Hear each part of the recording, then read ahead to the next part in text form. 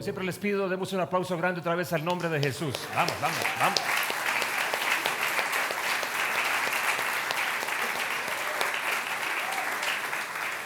Bendito sea Dios. La semana pasada les decía, para meternos en un tema nuevo, que va a ser una serie que va a ir por partes, no se les olvide. Aquí van a tener que usar mucho su memoria, porque no va a ser una serie continua.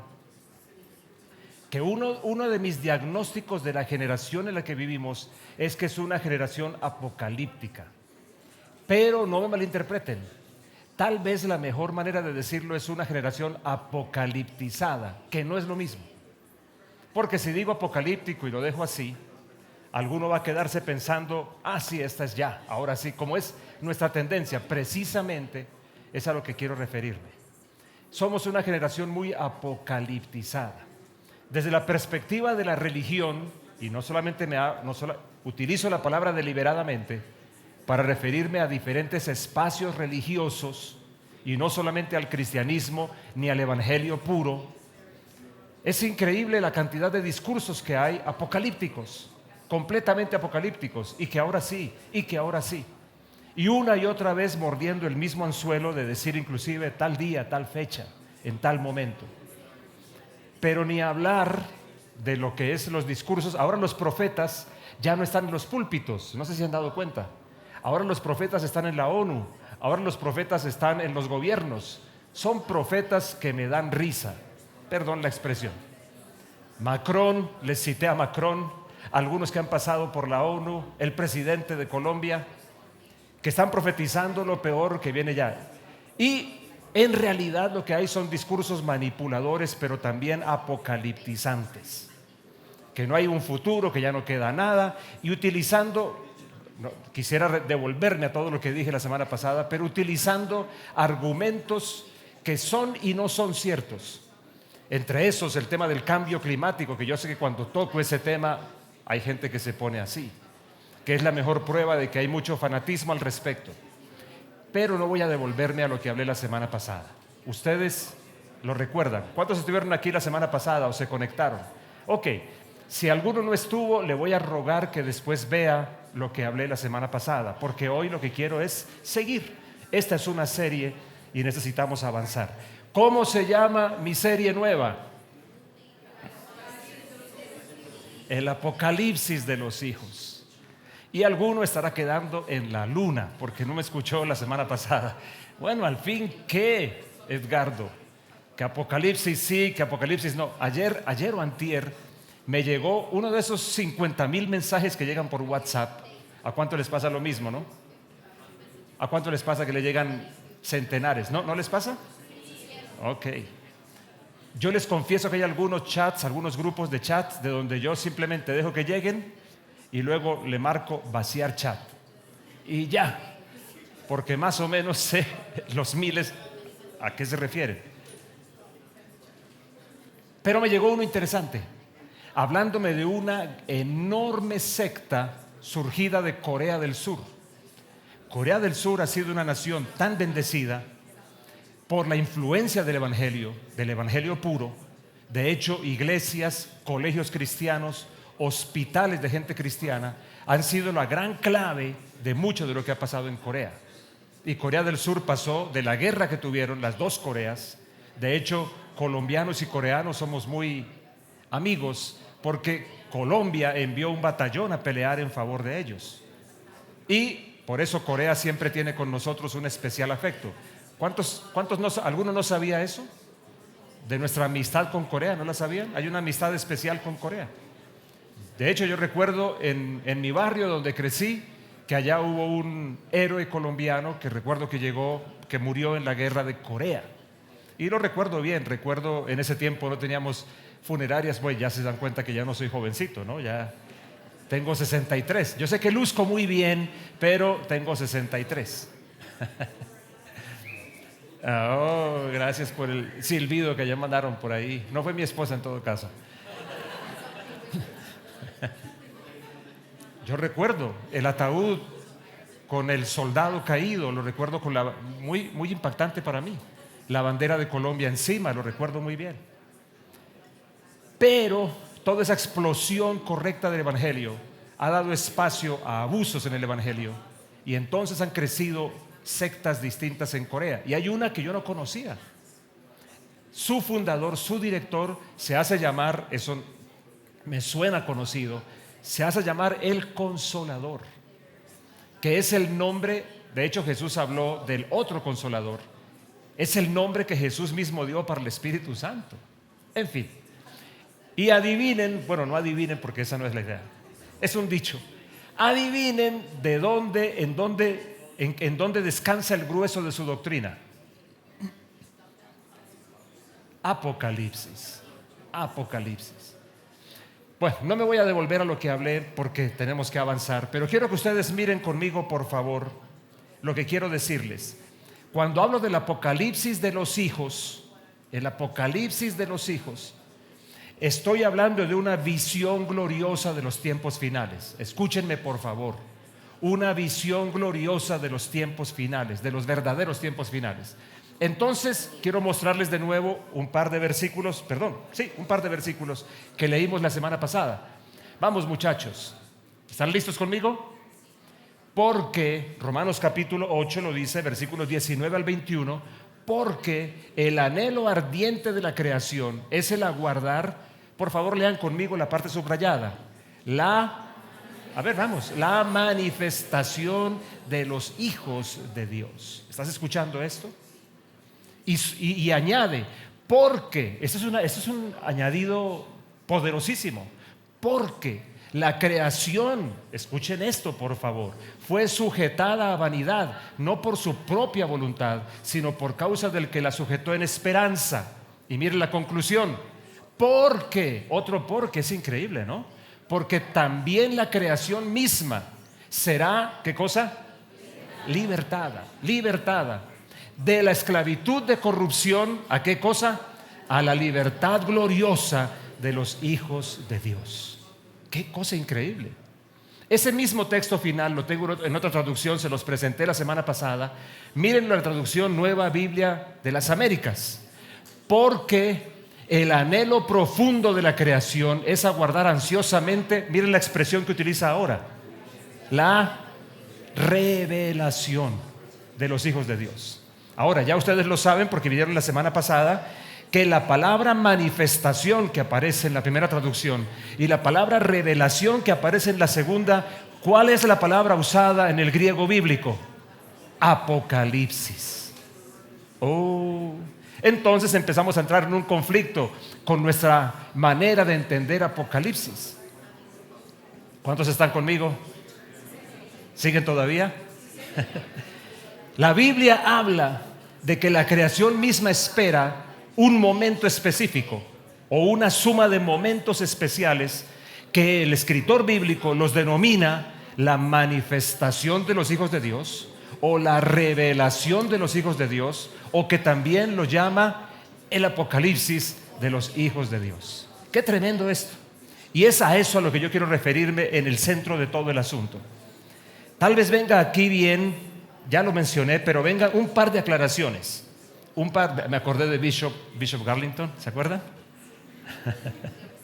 Y alguno dirá, uy pastor, eso es como peace and love. No. ¿Se acuerdan de la conexión? Dos términos quiero aclararte. Uno es revelación, porque para muchos revelación, a algunos los asusta y a otros los confunde, porque los hace pensar que tiene que ver con alguna clase de doctrina rara o que tiene que ver con algún añadido a la revelación que es la palabra. Yo recuerdo, lo he contado infinidad de veces, yo recuerdo a un predicador trinitario, me refiero de Trinidad y Tobago, para que no vayan a confundirse. ¿Cuántos de ustedes saben que Juan era bautista? La Biblia dice que Juan el Bautista, entonces, chiste malo, ¿no? Alguno quedó como pensando. Un predicador trinitario de Trinidad y Tobago un día llegó a una gran conferencia que hemos organizado en Bogotá y se puso a hablar acerca de que él tenía una revelación para darnos. Escuchen bien, ya entramos un poquito mal porque realmente el que da la revelación es el mismo Dios por medio del Espíritu Santo, es el que abre los ojos. Ya entramos mal, pero él empezó a decir que Génesis tenía algo que decir antes del versículo 1, el versículo 1 que dice: en el principio creó Dios los cielos y la tierra, etcétera, etcétera. Y él dijo que él iba a hablarnos acerca de Génesis 1:0, que conste que no era un partido de fútbol, ¿no? A propósito, ¿cuántos saben que Millos ganó ayer? ¿Y cuántos saben que las superpoderosas ganaron ayer a Brasil? ¿Supieron o no? Colombia le ganó a Brasil en fútbol femenino. Aquí se aprende de todo, aquí se habla de todo. ¿Sabes con qué resultó el hombre? Génesis 1:0. ¿Tú cómo entenderías eso? ¿Qué es Génesis 1:0? Yo me atrevo a decirte esto: si quiere hablar de Génesis 1:0, tratando de decir algo antes de Génesis 1:1, pues de pronto, ¿sabes cuál cabría? Juan 1:1. En el principio era el Verbo, y el Verbo era con Dios, y el Verbo era Dios. ¿Serviría decir eso? No fue lo que él hizo. Él empezó a decir que la revelación que él tenía era que Adán estaba adentro de Dios, y que Adán le gritaba desde adentro de Dios: déjame salir, déjame salir. Yo diría que sería algo así como: déjame salir, déjame salir.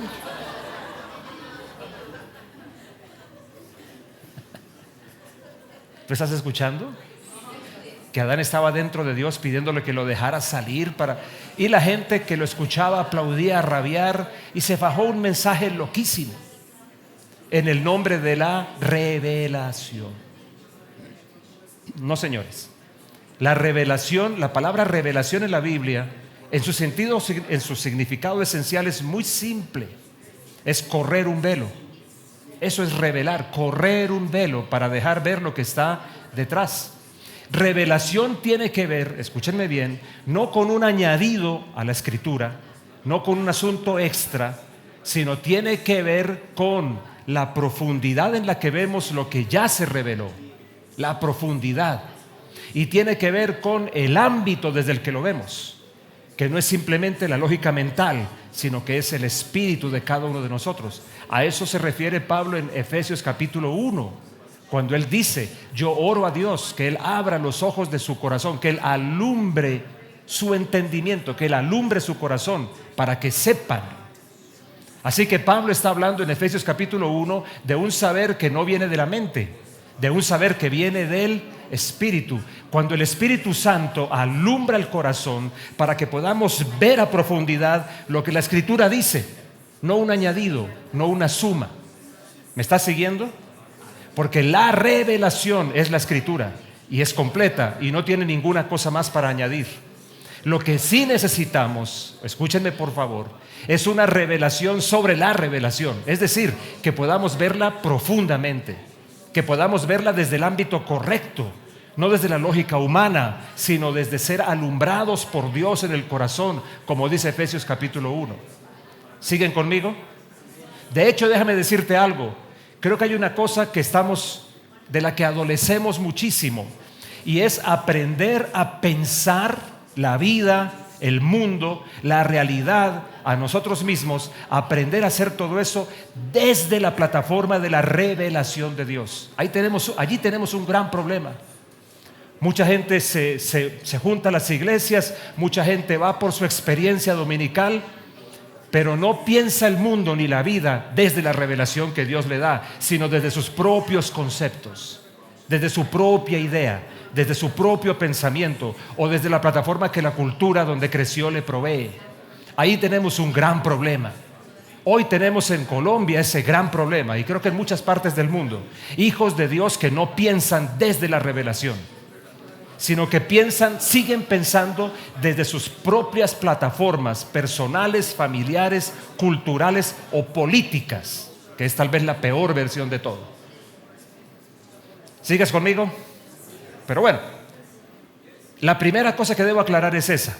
La segunda que debo aclarar es que estamos hablando de la manifestación ¿de los qué? Perdónenme. Hijos. Y ese es un puntico que no puedo dar por sentado, señores.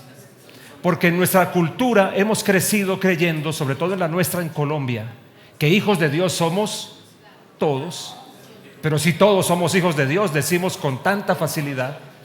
De hecho, tenemos varios problemas con esto. Por esa razón, por ejemplo, en nuestra cultura latinoamericana especialmente, todo lo que una persona necesita para graduarse de santo, ¿qué es? Morirse. Se muere y se gradúa de santo. ¿No se han dado cuenta de eso? Se murió una persona y a los minutos o al par de horas surge un anuncio. Fulano de tal, ¿cómo dice normalmente? Descansó primero, que tú vas a ver si descansó. Y segundo, en la paz del Señor. O sea que todo lo que tú necesitas para redimirte es morirte. No, Señor, la Biblia no enseña eso. La Biblia dice que al reino de los cielos no se entra por muerte, sino se entra por nacimiento. Jesús le dijo a Nicodemo.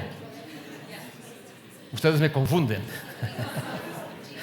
Jesús le dijo a Nicodemo: si tú quieres ver el reino de Dios, hay una cosa que necesitas. ¿Cuál cosa?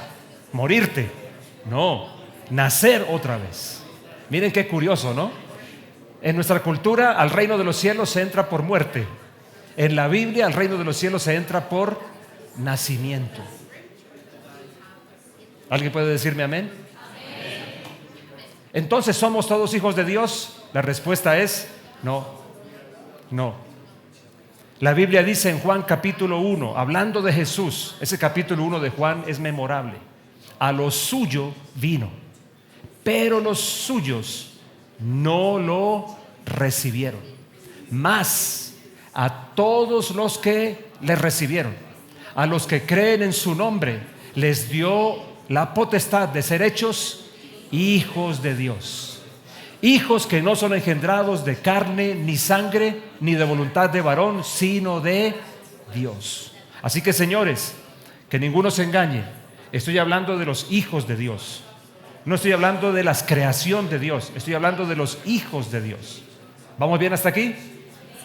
Ok, entonces sigamos. El apocalipsis de los hijos, que es el nombre que yo quiero utilizar aquí, es mi manera de llamar la atención para que miremos hacia el otro lado de los tiempos finales. Porque por ahora todo el mundo está interesado en una visión apocalíptica, es decir, todo explota en pedazos, el cambio climático, los eclipses, el sol oscuro, la luna convertida en sangre, nos vamos a morir todos, no nos quedan sino unas cuantas décadas de vida a lo sumo. O la visión que creo que está en la Biblia, que parte de entender que la historia no es lineal y que luego se va hacia abajo, sino que la historia en la Biblia se mueve en círculos ascendentes que van buscando la plenitud hacia la cual Dios va a llevar la historia. Señores, les tengo noticias. La historia no termina en un colapso, la historia terminará en una plenitud antes de que Cristo venga, para que Cristo venga.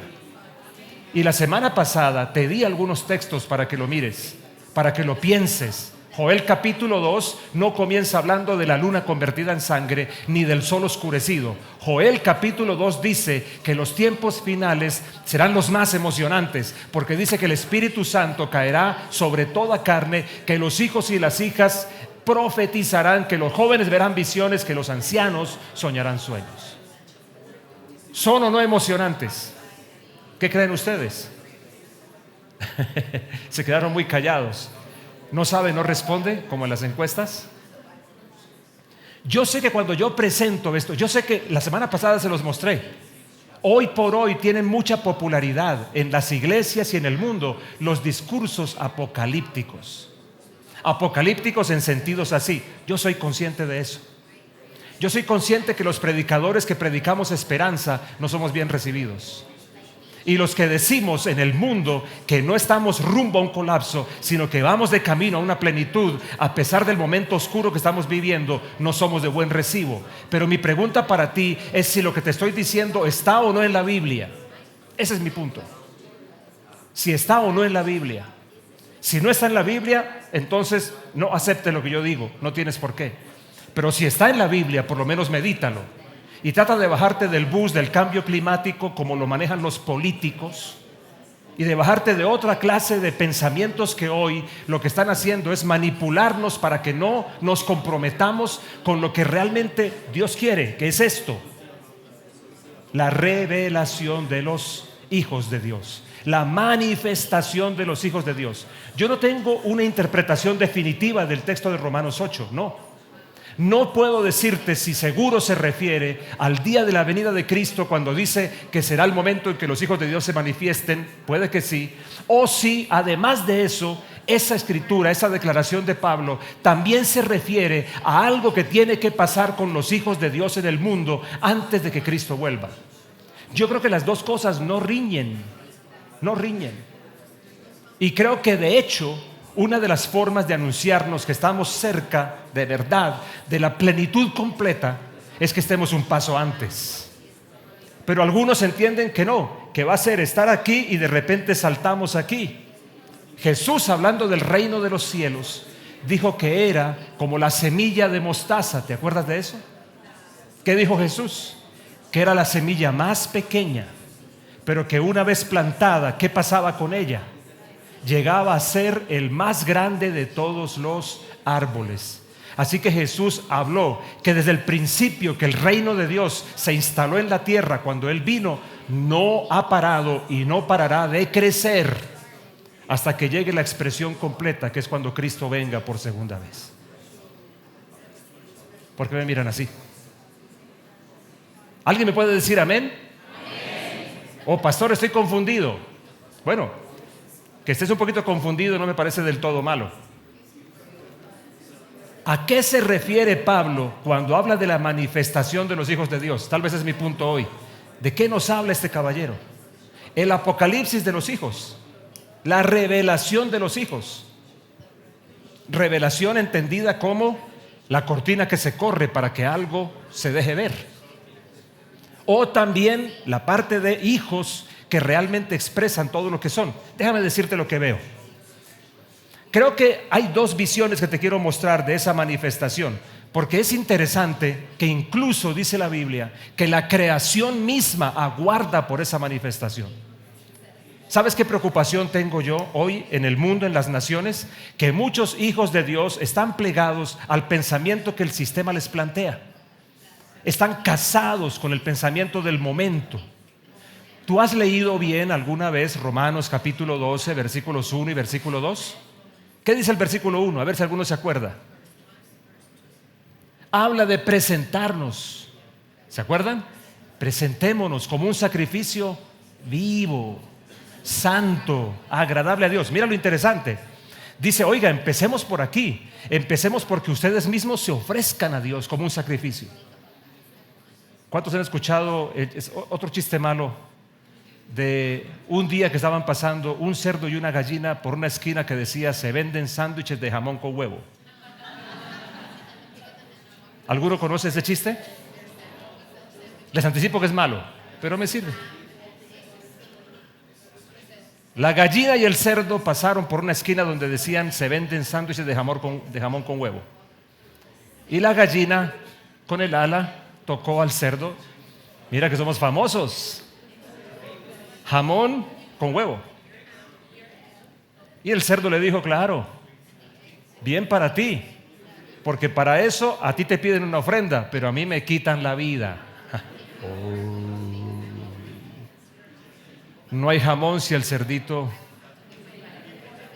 En cambio, huevito, pues sí hay, evidentemente.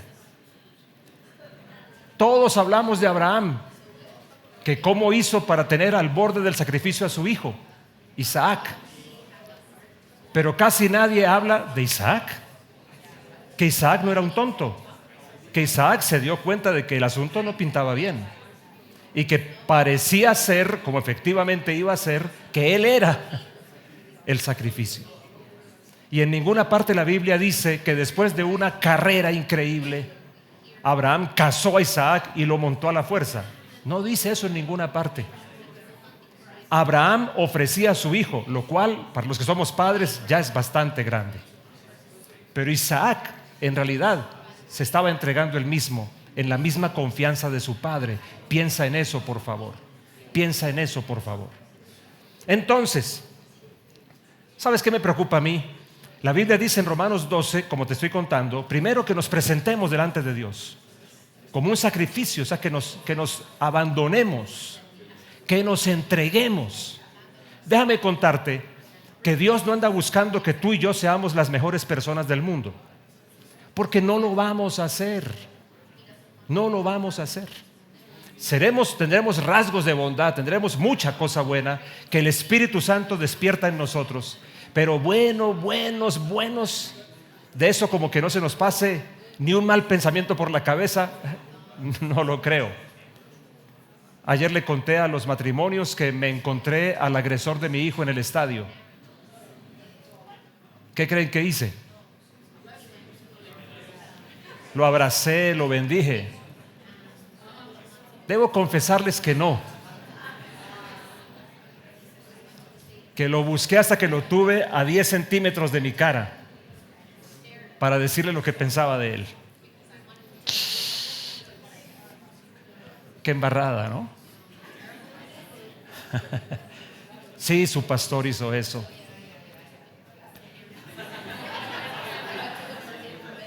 Conste, no lo insulté ni le pegué.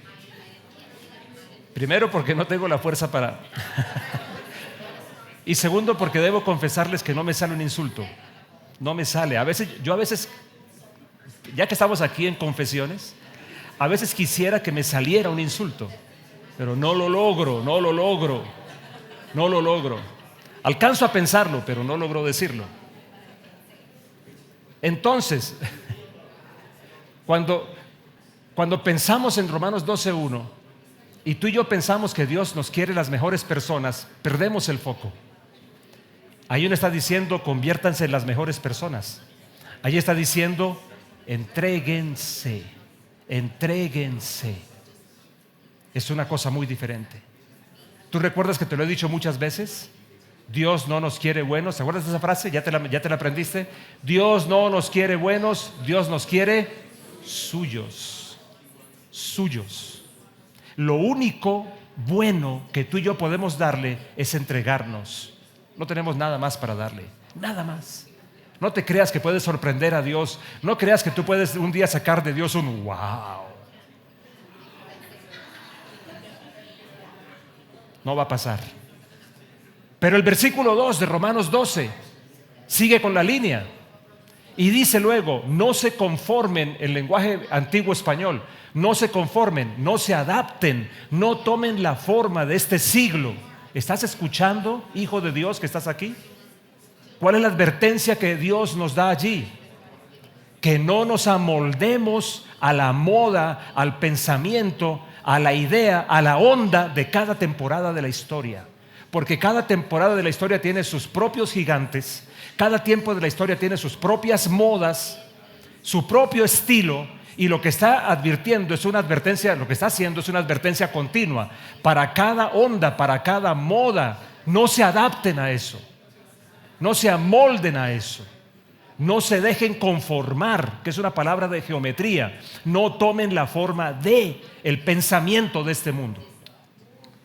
Y yo veo formas muy sutiles, y una de ellas de atrapar la mente de los hijos de Dios, una de ellas es la mentalidad apocaliptizante.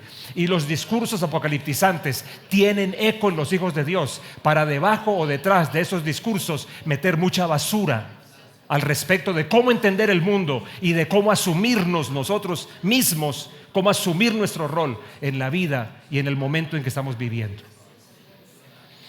Ok, entonces, me quedan pocos minutos, pero alcanzamos. ¿Cuál es la visión de Pablo en la carta a los romanos? ¿Será que podemos ver el versículo de nuevo, muchachos? ¿Con qué estará asociada esa manifestación? Si ustedes la van viendo, yo les voy diciendo ¿qué veo yo? La manifestación de los hijos, según este texto, trae libertad, tiene marcadores de libertad, tiene expresiones de libertad, genuina libertad. Recuerden que hemos enseñado aquí que la libertad no se mide tanto por lo que puedo hacer, sino por lo que dejo de hacer. ¿Te acuerdas de eso? Oiga, hoy están muy calladitos. ¿Alguien se acuerda de lo que estoy hablando?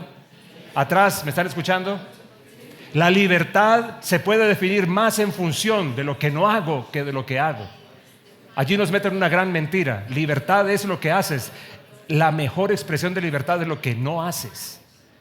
Lo que dejas de hacer por ti mismo, no porque lo impone alguien más. La manifestación de los hijos, pensando en este texto, libera de la corrupción, dice también. Y eso debe tener un montón de implicaciones. Hay una corrupción que debe ser combatida. Ahora, yo sé que todos ustedes de una vez aterrizan en el discurso político de la corrupción administrativa. ¿Sabes por qué hay corrupción administrativa y corrupción política? Porque hay corrupción en el alma de las personas, punto. Porque el problema está en el corazón, no en el partido político que militan. El problema está en el corazón.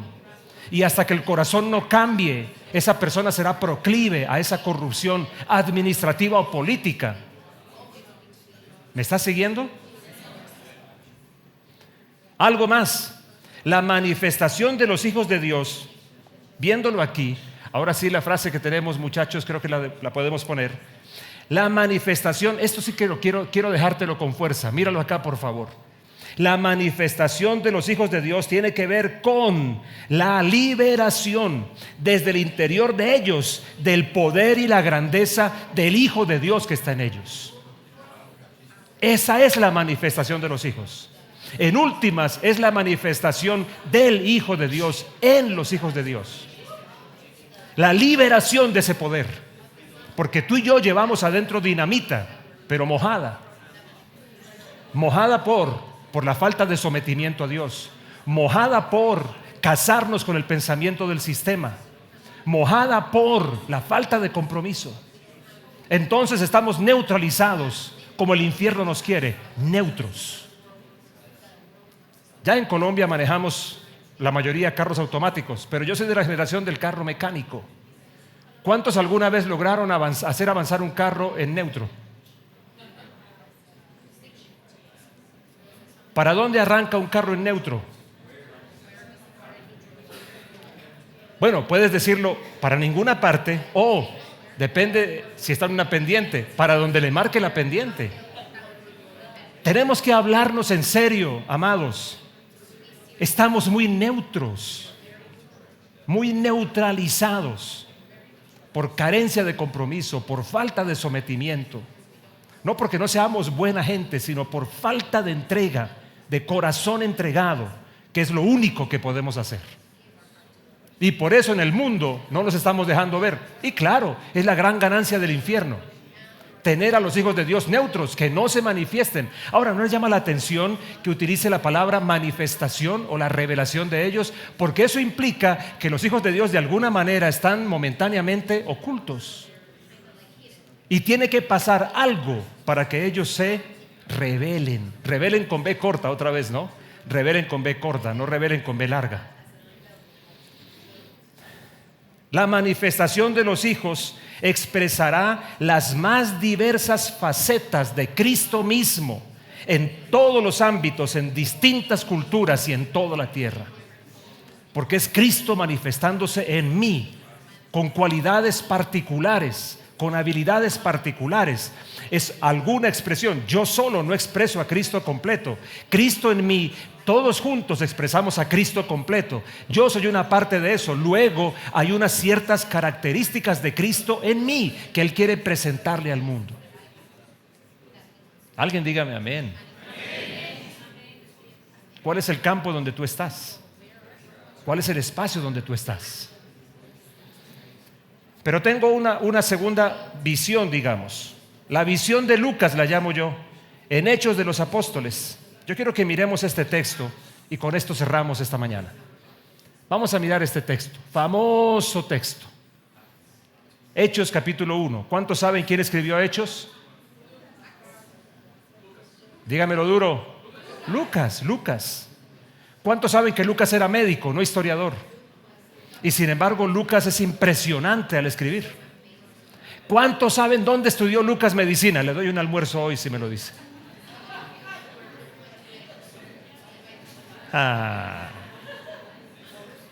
En Alejandría. Lucas estudió medicina en la Universidad de Alejandría. Póngale cuidado a todo esto. Y aquí está Lucas marcando ciertos detalles claves en su relato. Escúchenlo bien. Así pues, los que se habían reunido le preguntaban diciendo, miren esta pregunta, le preguntaban a Jesús: Señor, ¿restaurarás el reino a Israel en este tiempo? Qué pregunta, ¿no? Un paréntesis aquí, un pare aquí. Esta pregunta Jesús ni la reprochó ni la respondió. Ninguna de las dos. Y a mí me hace pensar que esta gente, cuando lanza esta pregunta, no lo está sacando del sombrero, porque ellos venían de 40 días continuos, dice la Biblia, donde Jesús se les apareció 40 días continuos. ¿Y cuál fue el tema de enseñanza? Una masterclass diaria con Jesús. ¿Y cuál fue el gran tema de las charlas? El reino de Dios. Dios mío, yo no puedo imaginarme estar sentado a los pies de Jesús escuchando 40 masterclass acerca del reino de Dios, el mensaje que los hijos necesitan recuperar, el mensaje del reino de Dios desde ahora, desde aquí, el reino de Dios después, pero también ahora, y el reino de Dios como la gran respuesta a todas las necesidades de nuestro pueblo, de nuestros pueblos. ¿Por qué están hoy tomándose el lugar de los profetas, los políticos? ¿Por qué crees tú? ¿Por qué crees tú? Quieren robarnos por completo la mente y el corazón para que no podamos ver las respuestas de Dios, sino simplemente tomémoslas de ellos, disfrazadas en un paquete de mentiras apocaliptizantes, entre otras.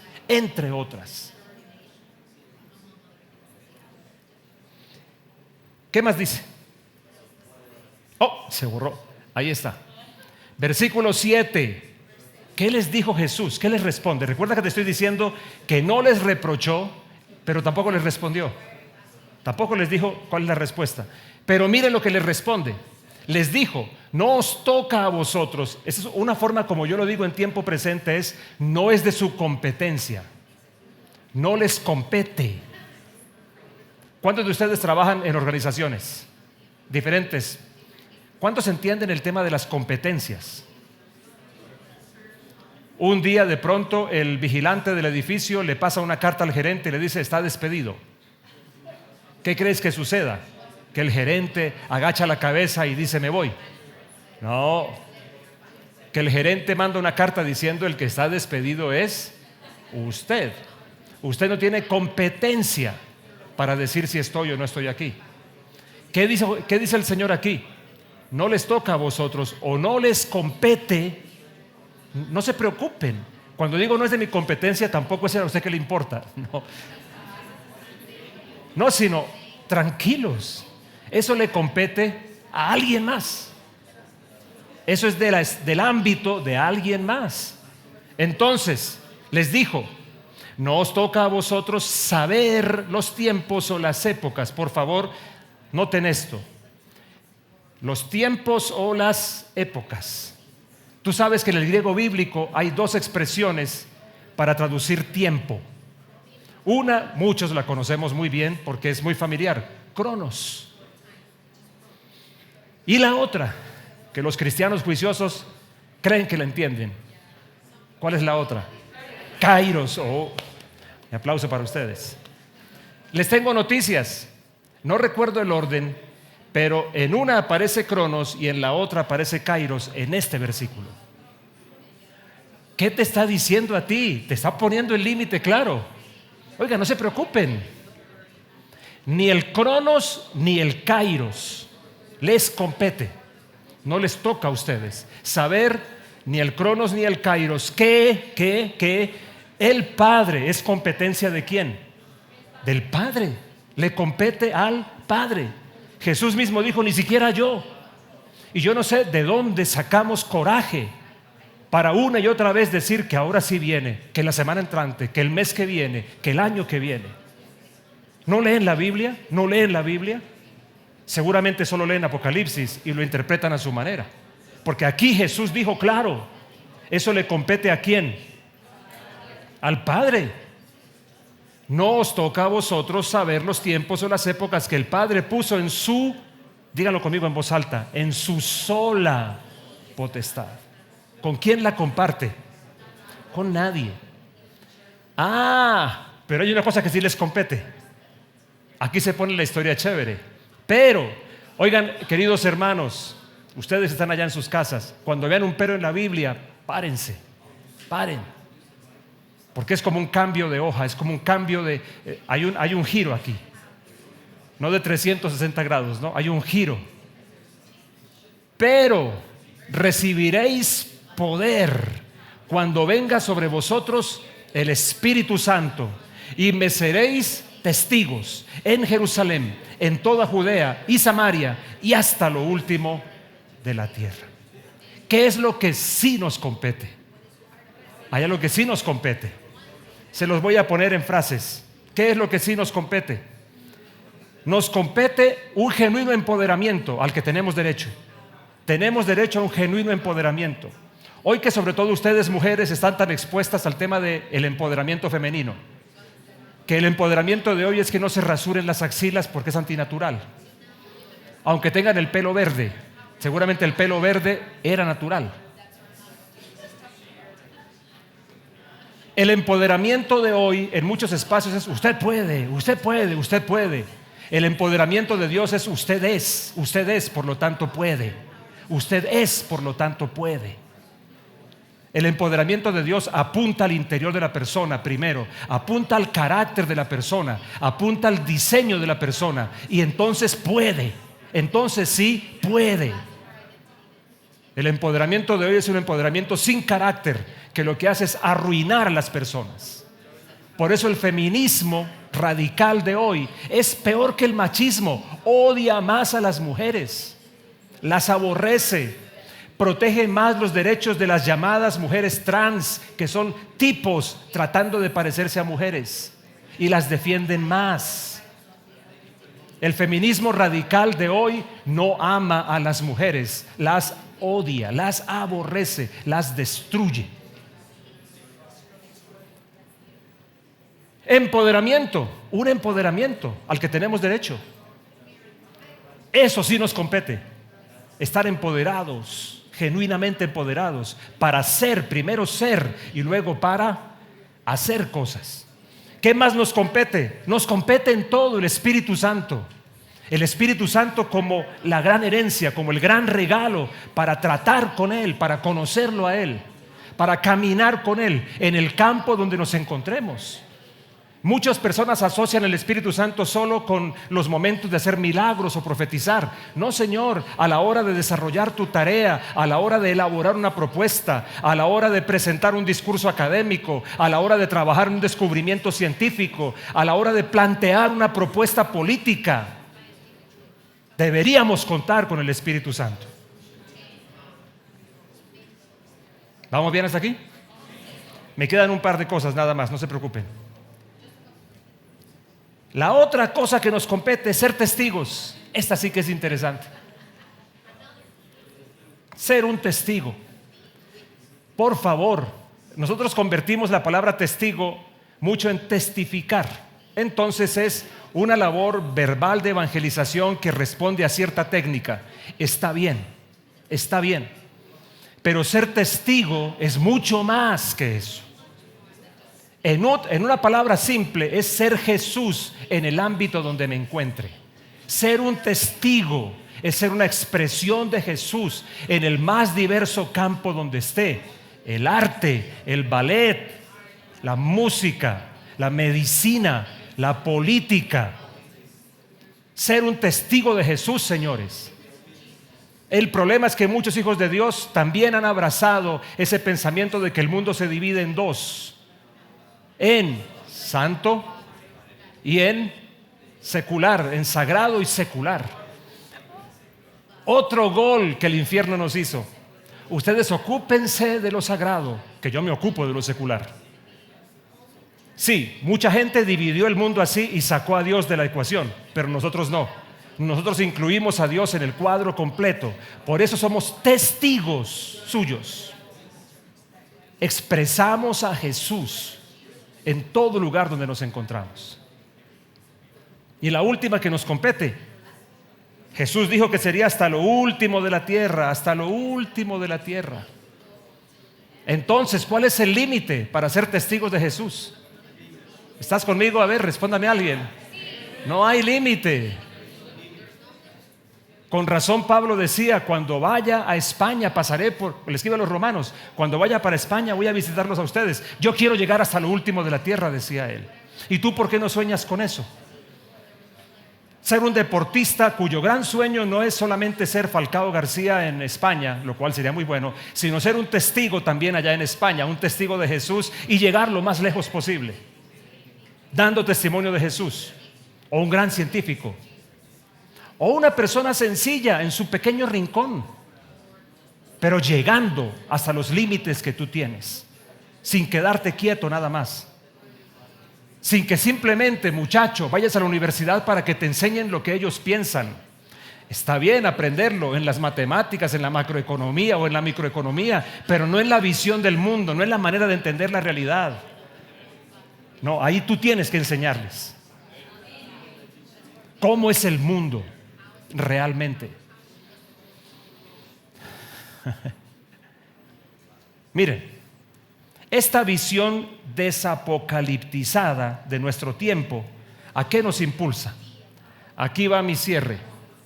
Una visión desapocaliptizada. Voy a hacerte la lista rápidamente. ¿A qué nos mueve? Nos anima a esperar mejores cosas, no peores cosas. Yo por eso me confieso un predicador de esperanza. ¿Te acuerdas la definición de esperanza que dimos? Dila conmigo, la feliz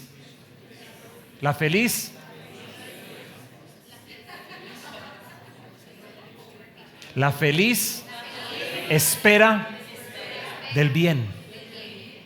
Eso es esperanza.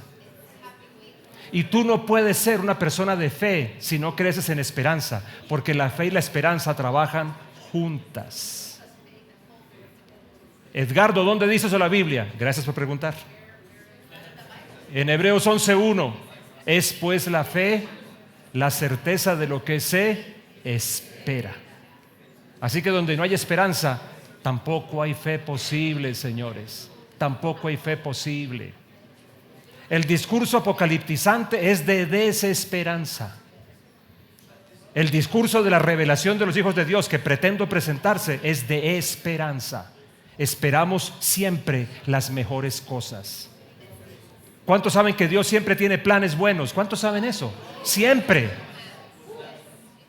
Inclusive a través de Jeremías, el famoso capítulo 29, que lo recitamos.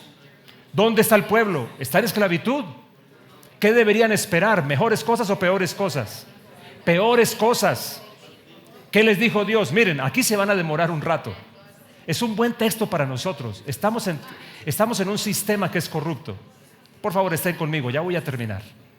Estamos en un sistema corrupto, sí. Como ellos estaban siendo esclavos. ¿Y qué les dijo el Señor? Quédense allí tranquilos. Construyan casas. Hagan todo lo que puedan por el bien de la ciudad. Porque en la prosperidad de esa ciudad ustedes van a prosperar. Esto es como de locos. ¿Y qué les dice allí? Es en ese contexto donde dice, porque yo sé los planes que tengo acerca de ustedes, planes de bien para darles un futuro lleno de esperanza. En ese contexto. Te lo voy a decir de otra manera.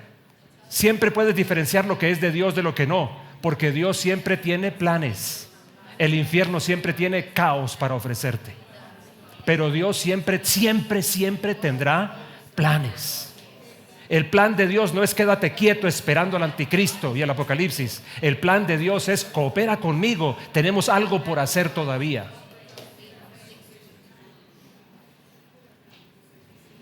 Nos anima a crecer en influencia esta visión, de manera intencional, crecer en influencia, de manera intencional. Nos ayuda a prever el futuro, sí, señores, porque si yo digo que la historia se mueve en círculos ascendentes, entonces puedo prever ciertas cosas. Puedo hacer una especie de prospectiva profética. Andresito, ¿vienes conmigo? Sí, prever un poquito. Ya te he hablado a ti en otros momentos. Es nuestra visión aquí. Ya te he hablado de los círculos y de los péndulos. Ya te he hablado de eso muchas veces. Que así es como se mueve la historia. Nos anima a crecer, a progresar, a construir, a plantar, a emprender. Refuerza nuestro pensamiento acerca de la rueda generacional. Nos enfoca en la esperanza de la venida de Jesús, no en la desesperanza de la manifestación del anticristo. Mucha gente está esperando es al anticristo, que si ya apareció, que si es Bill Gates, que ahora es Elon Musk. ¿Cuál será el siguiente?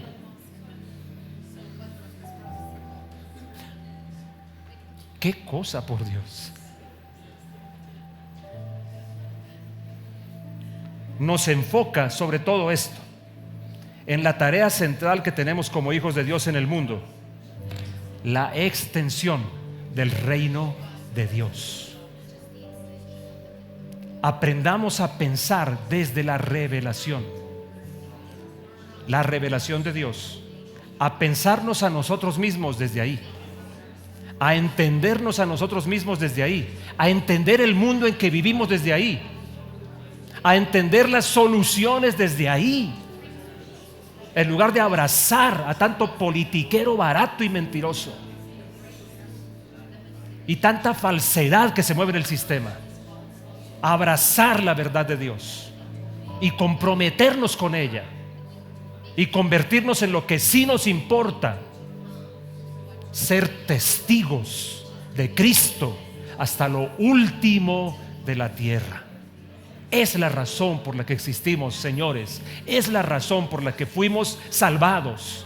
Es la razón por la que nos hemos convertido en hijos de Dios. Y hay un apocalipsis que está viniendo, que tiene que llegar: el apocalipsis de los hijos de Dios. Vamos a estar de pie, por favor. Ponte de pie, por favor.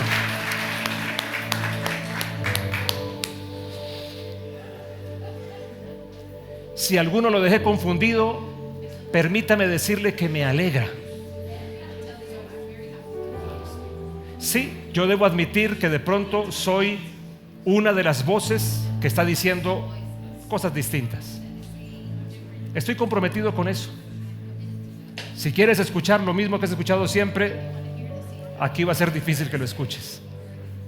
Vas a escuchar otra cosa aquí: compromiso con el reino, soluciones del reino, hijos de Dios que se manifiestan en el mundo, creaciones de Dios a través de nosotros, un futuro lleno de esperanza, porque no hay fe posible donde no hay esperanza. Romanos capítulo 4, creo que es el versículo 18, dice de Abraham: él creyó en esperanza contra esperanza, para llegar a ser padre de multitudes, como se le había dicho: así será tu descendencia. ¿Qué es lo que haremos cuando reanudemos nuestra charla? Vamos a hablar de Noé, vamos a hablar de David, vamos a hablar de Abraham, y vamos a hablar de lo que yo llamo las generaciones de cierre. Me interesa que me escuches. No será la semana que viene, creo que ni siquiera la siguiente, pero vamos a avanzar en esto. Por ahora piensa en lo que te he dicho el domingo pasado y pero piénsalo en serio, porque creo que Dios quiere hablarnos de esto de manera muy real y desintoxicarnos un poquito de tanto apocalipsis y meternos en otro apocalipsis. Cierra tus ojos, por favor. Vamos a terminar. Si alguno hoy está aquí y aún no le ha dado su vida a Cristo, debe entender esto: que estamos hablando de hijos de Dios. ¿Cuáles son ellos? Ya lo dije. Juan 1:12. Mas a todos los que le recibieron, a los que creen en su nombre, les dio autoridad de ser hechos hijos de Dios. No se nace del vientre siendo hijo, se nace del Espíritu Santo para ser hijo. Si tú quieres hoy darle tu vida a Cristo, tú a la distancia, y comenzar ese camino, haz esta oración conmigo. Dile: Señor Jesús, tú también aquí o allá donde estés. Señor Jesús, abro a ti la puerta de mi corazón. Te acepto como mi Salvador, como el Señor de mi vida. Perdona mis pecados. Vamos, dile eso. Perdona mis pecados. Yo creo en mi corazón que Jesucristo es el Hijo de Dios, que vino al mundo, que murió tomando mi lugar, que resucitó al tercer día. Y te confieso como Señor de mi vida, desde hoy y para siempre. Amén. Quiero saber si alguna persona que haya hecho esta oración conmigo por primera vez solamente me mueve su manito en alto para darle un recuerdo de este día. Si hay alguien allí, por favor, levántame tu mano y hazlo sin ningún temor. Aquí hay una manito levantada. Muchas gracias. Allí, ¿ya le vas a dar tu alguito? ¿Sí? Hay una manito levantada aquí. ¿Hay alguna más por allí? Jesús dijo: al que me confiese delante de los hombres, yo también le confesaré delante de mi Padre. Si ese es tu caso, escríbenos por favor, en serio, ya mismo a contacto@iglesialacasa.co, sin M, CO de Colombia. Y ahora hagamos una oración de cierre, ¿sí? Porque yo creo que no te puedes ir de aquí sin conversar algo con Dios. Así sea, no entiendo lo que ese pastor está diciendo, o no me gusta lo que está diciendo. Me gusta más la desesperanza, digo yo. La feliz espera del bien. Esperanza. Feliz espera del bien. Un futuro lleno de esperanza. Jeremías 29. Sé los planes que tengo para darles un futuro lleno de esperanza. Padre Dios, yo creo que tú me estás moviendo a decir estas cosas. Yo te pido que me ayudes a decirlas bien y las que debo. Pero más que nada, Señor, yo te pido que tú hables lo que tú quieres a cada uno, porque tú eres el Señor de sus vidas, porque tú eres el Salvador de ellos. Espíritu Santo de Dios, ábrenos los ojos para ver tu luz, como dice Efesios 1. Ayúdanos a entender, no con la mente, sino con los ojos de nuestro espíritu. Alúmbranos, Señor, alúmbranos. Te lo ruego, desde lo profundo de mi alma te pido, alúmbranos.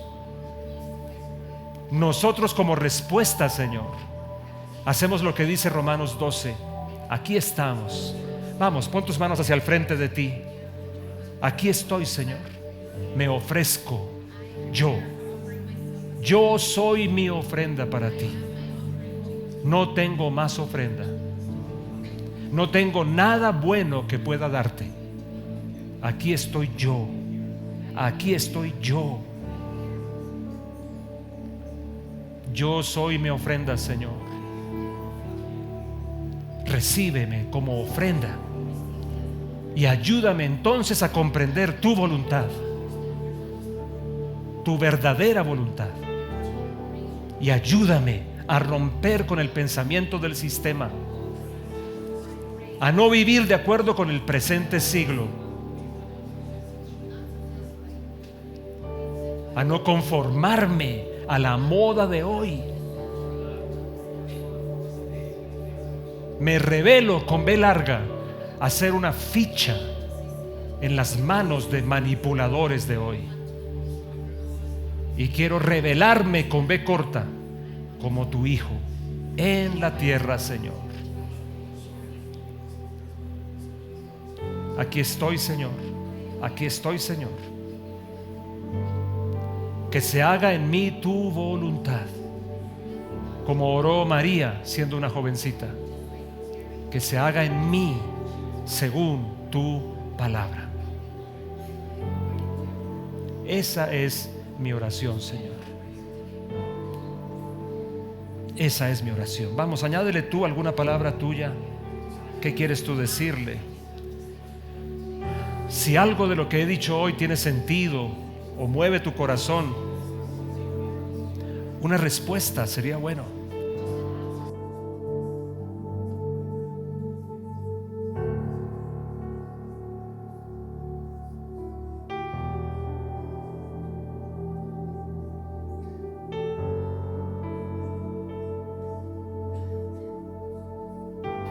Gracias, Señor. Amén, amén, amén. ¿Quieres darle un aplauso al nombre de Jesús?